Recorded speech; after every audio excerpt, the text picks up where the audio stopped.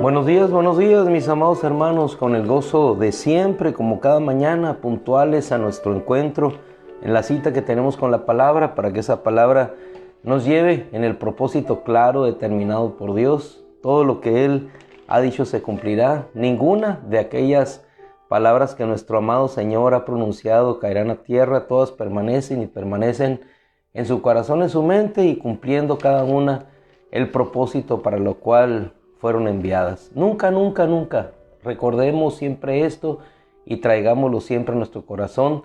Ninguna de las bellas, hermosas palabras, promesas de nuestro Dios caerá a tierra. Todo lo que Él diga, su palabra será enviada, será prosperada, hará todo aquello para lo cual ha sido enviada. Y entonces nosotros, así como el labrador al sembrar la semilla en la buena tierra, ve su fruto después del tiempo, después de la espera. Entonces, así nosotros, igualmente como ellos, habremos de ver con regocijo lo que Dios ha sembrado y lo que Dios hará. ¿Qué es lo que necesitamos nosotros hacer? Sencillamente dejar, permitir, esperar a que Dios obre. El día de ayer estuvimos tocando, así superficialmente, uno de los proverbios del hombre más sabio que ha existido sobre la tierra, y esa sabiduría le corresponde porque le fue dada por Dios. Proverbio 16:4, en esa parte no es para que vayamos a él, simplemente en recordatorio, dijo el proverbista: todas las cosas son hechas por el Señor. Todas las cosas son hechas por el Señor. Aún en aquellas cosas en las cuales nosotros atribuimos un despropósito, que no sabemos por qué ocurren esos detalles o eventos, episodios en nuestra vida, aún todo es hecho y permitido por la mano bondadosa y poderosa de nuestro Dios. Decía el proverbista: aún el impío para el día del mal. Aún el impío. Muchas veces las personas piensan: ¿por qué se levantan hombres malvados, hacen esto sobre la tierra? ¿Por qué ocurre tal o cual evento en esta región? ¿Por qué? Aún el impío para el día del mal. Todas las cosas son hechas por el Señor, aún aquellas que, como veíamos el día de ayer y antier, aparentemente no cooperan para el propósito. Vamos a ir ahora sí, bajo esta temática: permite, deja, a ver hoy un poco de la vida de Abraham. Hemos tocado la vida de Hades, Esther, hemos tocado la vida de Moisés, hemos tocado la vida de Nehemías, cómo en ese propósito de Dios enfrentó obstáculos. Y vamos a empezar con el Salmo 138, versículo 7, al cual le invito que pacientemente vayamos, porque en ocasiones nos apresuramos en hacer las cosas y todo llegará a su tiempo. Hay un refrán que dice: no por mucho madrugar amanece más temprano. Todas las cosas llegarán a su tiempo. En el propósito de Dios, cada una de las cosas, de los planes, de los eventos, llegarán cuando tenga que llegar. No es por apresurarnos, no es por adelantarnos o por atrasarnos, es caminar en el tiempo de Dios. Y en el tiempo de Dios las cosas llegarán, en el tiempo de Dios las cosas se cumplirán. Salmo 138, versículo 7. Aunque yo ande, dijo David, usted puede leer en casa todo lo demás: aunque yo ande en medio de la angustia, tú me vivificarás. El gran David. Nosotros pensaríamos solamente en David derrotando los ejércitos, ungido, derrotando a los osos, a los leones que venían a querer arrebatarle las ovejas. Pero él tenía tiempos difíciles, tiempos de dificultad. De hecho, después de la unción, no inmediatamente arribó al trono. Pasaron una serie de circunstancias de persecución, inclusive de fingir demencia en medio de los filisteos. Situaciones complicadas y difíciles.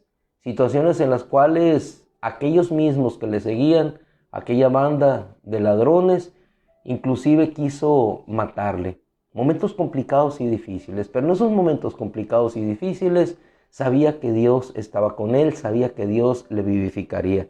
Aunque yo ande en medio de la angustia.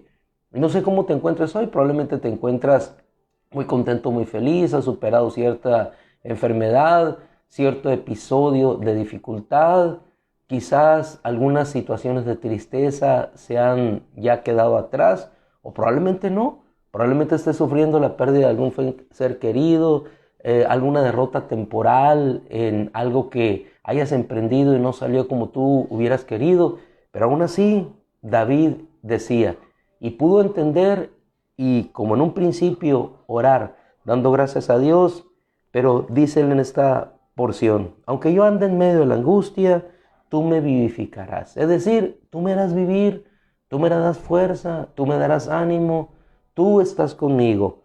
Extenderás tu mano contra la ira de mis enemigos y tu diestra me salvará.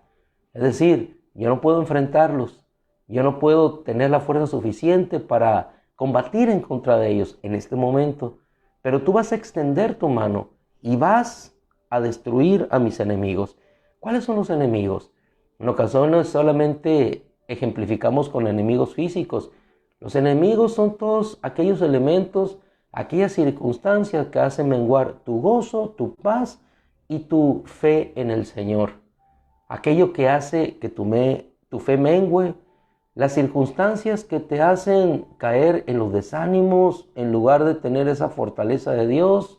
Todos esos son los enemigos de nuestra alma, enemigos de nuestra fe, que nos quieren apartar de la vida victoriosa, porque esa es la vida cristiana, una vida de victoria, una vida de dificultades, pero en la cual nosotros vamos viendo la mano bondadosa del Señor, destruyendo, allanando los caminos, para que nosotros podamos ver no solamente las victorias, que eso las vemos cada día, sino que podamos ver quién es el que está con nosotros.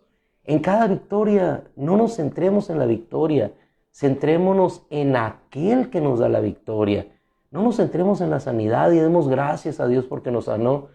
Demos gracias a Dios porque o Él nos sanó o Él proveyó un medio para que la sanidad llegara a nosotros.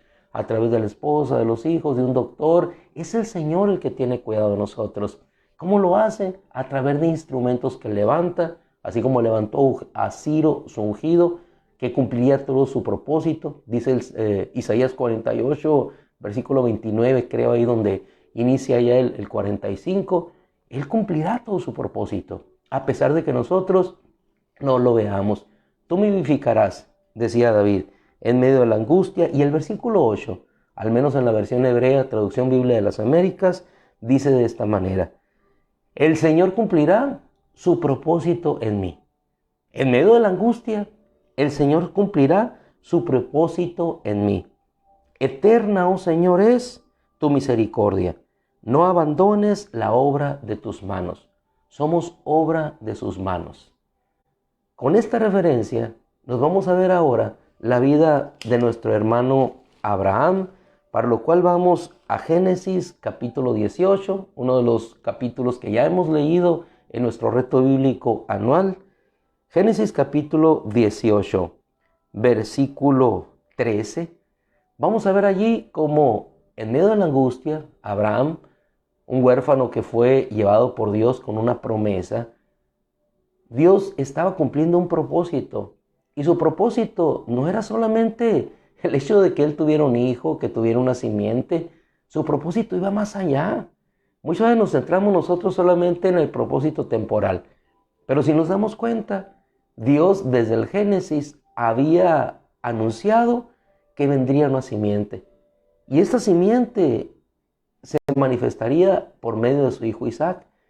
Pero no era solamente la simiente, sino era el pacto de una promesa que, dado por la fe, nos habría de alcanzar a nosotros también, los gentiles, para ser coherederos de esa gracia dada a su pueblo escogido.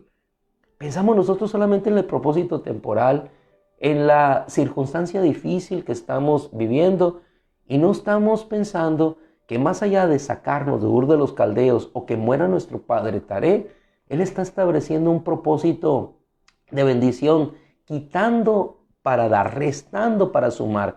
Pero nosotros nos quedamos solamente con lo que nos quitan, así como Job: me quitaste salud, me quitaste hijos, me quitaste posesiones, me quitaste prestigio, me quitaste la vida que yo tenía.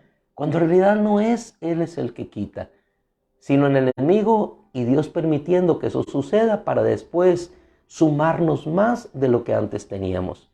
En la vida de Abraham, ya entrado en años, estamos hablando del esperar en Dios, del esperar y dejar que sucedan las cosas de Dios en su propósito y en su tiempo. Pensó que las cosas habían quedado en el olvido, en el pasado. Había una promesa y él vivía por esa promesa. En el versículo 13, cuando el Señor ya en su tiempo decide traer el heredero, el Señor dijo a Abraham: ¿por qué se rió Sara cuando les dijo que vendría y les daría y concebiría? ¿Por qué se rió Sara diciendo: concebiré en verdad siendo yo tan vieja? No hay tiempo para el Señor. Para el Señor no hay nada imposible. Muchas veces pensamos, pasó el tiempo. Eso es lo que pensamos nosotros, porque medimos el tiempo humanamente. Pero los eventos para el Señor sucederán cuando tengan que suceder. Para esta pareja, el tener un hijo fuera de la edad reproductiva, para todos obviamente era imposible. ¿Cómo es posible que yo vaya a tener un hijo? Sin embargo, no es lo que nosotros digamos, sino lo que Dios dice. Y lo que Dios dice se cumplirá, porque su propósito alcanza más allá de nuestras palabras, de nuestras visiones o de nuestras cosmovisiones particulares. Dice la Escritura: concebiré yo siendo tan vieja. Versículo 14. Eso dijo, pero ya hay algo demasiado difícil para el Señor. Y después dice la Escritura: volveré a ti al tiempo señalado, al tiempo señalado. Las cosas, los planes, los propósitos de Dios se cumplen en su tiempo señalado. Él vino cuando tenía que venir y se encarnó. Él vendrá cuando el Padre lo decida en el tiempo señalado. Nosotros solamente estamos esperando las señales, vemos las señales y nos preparamos. Pero cuando sea el tiempo, Él vendrá, regresará. Gloria a Dios, y esa es una seguridad absoluta en nuestros corazones. Por este tiempo, el año próximo, Sara tendrá un hijo. Pero Sara negó, pensó que era imposible que ella hubiera de tener un hijo. Sin embargo, cuando nos trasladamos al capítulo 21, vemos en el verso 1 cómo el Señor visitó a Sara. Primero lo visita para anunciarle, después la visita para hacerle cumplir la promesa que Él le dijo. ¿Qué necesitamos nosotros? Sencillamente esperar. ¿Cuánto tiempo? Quizás 100 años, quizás 99, quizás los 90 años. Pero la palabra de Dios en su propósito habrá de tener su cumplimiento. Y dice la Escritura que así como los visitó para anunciarles, así los visitó también para cumplirles lo que les había dicho. Nuestro Señor les dijo: yo resucitaré y me encontraré con ustedes allá en Galilea, vayan hacia allá. Primero se los dijo y luego se les cumplió. Hermano, y todo lo que nuestro Dios dice habrá de tener su cumplimiento. Estamos hablando de la vida de Abraham, que aquellas cosas no se cumplieron de inmediato, pero en el propósito de Dios habría de cumplirse cada situación o evento a su tiempo. Así encontramos que en el versículo 2, Sara concibió y dio a luz un hijo a Abraham, cuando en su vejez. En lo imposible, Dios obró lo posible. En la putrefacción del cuerpo de Lázaro en la tumba, en lo imposible, Dios obró lo posible. ¿Qué teníamos que hacer? Esperar a que Dios viniera. María y Marta, ¿qué tuvieron que hacer? Esperar a que Jesús llegara. Si hubieras estado aquí, estaba allí ya. ¿Cuándo? No cuando ellas quisieron, sino cuando Dios llegó para que el Padre fuera glorificado y que todos pudieran entender quién era Él, la resurrección y la vida. Antes de ir a una tumba, lo último que hizo fue resucitar para que hubiera testimonio de quién era Él. ¿Qué tuvieron que hacer? Esperar y ver el propósito de Dios cumplido. Abraham, dice la Escritura en el verso 5, que tenía como 100 años cuando le nació su hijo Isaac. Y en el verso 7 es una expresión que regularmente nosotros utilizamos, al menos en nuestro estado, aquí en Sonora, en México, donde vivimos. ¿Quién le hubiera dicho a Abraham que Sara amamantaría hijos? ¿Quién hubiera dicho? Exactamente, ¿quién hubiera dicho que esto sucedería? Pero sucedió, ¿por qué? Porque Dios, cumpliendo su propósito, aún en la vejez, todas las cosas, decía el proverbista, tienen su propio fin. Aún el impío para el día del mal. David, el Señor cumplirá su propósito en mí. Y el Señor cumplió su propósito en Abraham. Si nos trasladamos ya para finalizar a Génesis capítulo 24, vamos a ver igualmente cómo Abraham ya era viejo, dice. Si era viejo cuando Sara, su esposa, concibió a su pequeño, a Isaac, más viejo era aún todavía cuando no tenía a quién, con quién desposar a su hijo Isaac. Isaac también tuvo que esperar a su tiempo, guardarse para Dios, esperar al tiempo de Dios, porque Dios habría de cumplir su propósito. Y cerramos con esta bella historia cuando su siervo Eliezer y él, Abraham, confiando en Dios, le dice: guárdate de llevar a mi hijo hacia aquella región, porque Dios te guiará en el camino. Y efectivamente, en el versículo 27 del capítulo 24, dijo el siervo de Abraham, cuando las señales acontecieron, cuando él le pidió éxito. Y es lo que al final nosotros pediremos en este día, que Dios nos dé éxito en aquellas cosas que emprendamos. Pidamos o no señales. El siervo Eliezer las pidió. Él dijo en el verso 27, una expresión que ha quedado registrada para alimento espiritual de nosotros hoy. Dijo: bendito sea el Señor Dios de mi señor Abraham. Y aquí, hermano, podemos sacar una enseñanza que posteriormente veremos. Nuestro testimonio impacta a otros para que ellos puedan reconocer el Dios de, pon tu nombre, el Dios de Hugo, el Dios de Martín, el Dios de Elvira, el Dios de Sara. Ellos ven al Dios que nos responde. Y así este siervo vio y dijo: bendito sea el Dios de mi señor Abraham, que no ha dejado de mostrar su misericordia y su fidelidad hacia mi señor, y el Señor me ha guiado en el camino. ¿Por qué le guió en el camino? Guió a Abraham, y Abraham mandó a su siervo, y el siervo fue guiado en el camino. ¿Por qué? Porque todo obedecía a ese propósito de Dios. ¿Acaso fue un despropósito de que Nacor se quedara en aquella región? ¿Acaso fue un despropósito que Taré muriera? No hay despropósitos. Cuando Dios se lleva a uno, hace surgir la vida para otros. Todo lleva un plan perfecto. Así como cada estrella tiene su propio giro, como cada planeta tiene su propia órbita, como cada galaxia que irá a cierta velocidad, como cada planeta irradia cierta emisión de luz, como cada estrella emite y se apaga en el universo, naciendo la supernova, muriendo en su momento, así todo tiene su plan y su propósito. ¿Qué necesitas hacer? Descansar en Dios. Dejar y esperar a que Dios obre su propósito en ti, sabiendo, como decía David, que el Señor cumplirá todo propósito en nuestra vida y que todo aquello que emprendamos en Dios tendrá éxito.